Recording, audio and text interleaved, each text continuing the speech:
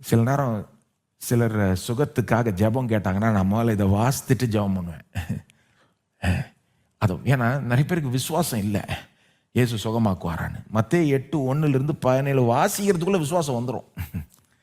ஏன்னா அங்கே இயேசுகிட்ட வரவங்க எல்லாரையும் சுகமாக்குறார். முதல்ல ஒரு குஷ்டரோகி வரான், சித்தமானால் சுத்தமாக்கும் அப்படின்றான். இயேசு சொல்றார் சித்தம் உண்டு சுத்தமாகு. அடுத்தது ஒரு 100க்கு அதிபதி வரான்.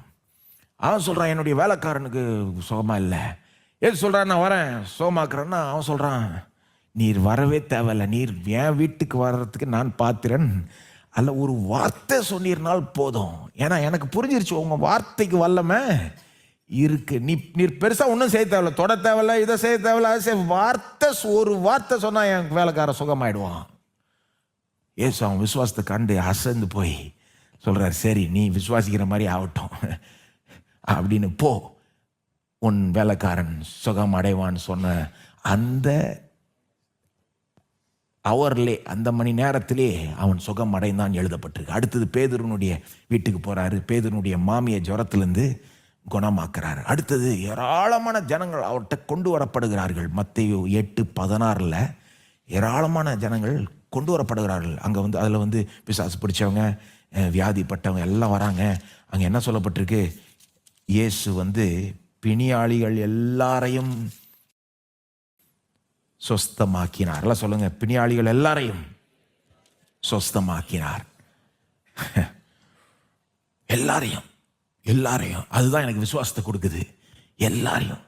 ஆனா இவருக்கு எங்க நடக்கல, அவருக்கு எங்க நடக்கல, எல்லாரையும் சொஸ்தமாக்கினார். அவர்கிட்ட வந்த எல்லாரையும் சொஸ்தமாக்கினார் அப்படின்னு சொல்லிட்டு அந்த பகுதியினுடைய கிளைமேக்ஸ் 17ஆம் வசனம். இவ்வளோ சுகத்தையும் ஏன் செஞ்சார்னு மத்தேயு அங்கே ஒரு எக்ஸ்பிளனேஷன் கொடுக்குறாரு, நமக்கு ஒரு விளக்கம்.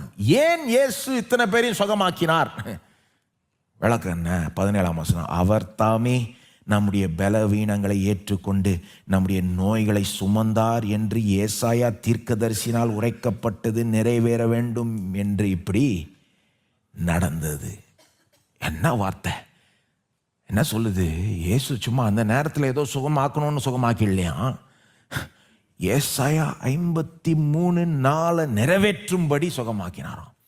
அதாவது ஏசாயா 53:4 என்ன சொல்லுதுன்னு மத்தேயு சொல்றாரு, நம்முடைய நோய்களை என்ன சொல்ல, நம்முடைய நோய்களை சுமந்தார் என்று அந்த தீர்க்க தரிசனத்தை நிறைவேறும்படி இப்படி நடந்ததுன்னா, இயேசு இந்த வியாதிப்பட்ட மக்களை பார்க்கும்போது என்ன நினைச்சாரு? ஏசாயா 53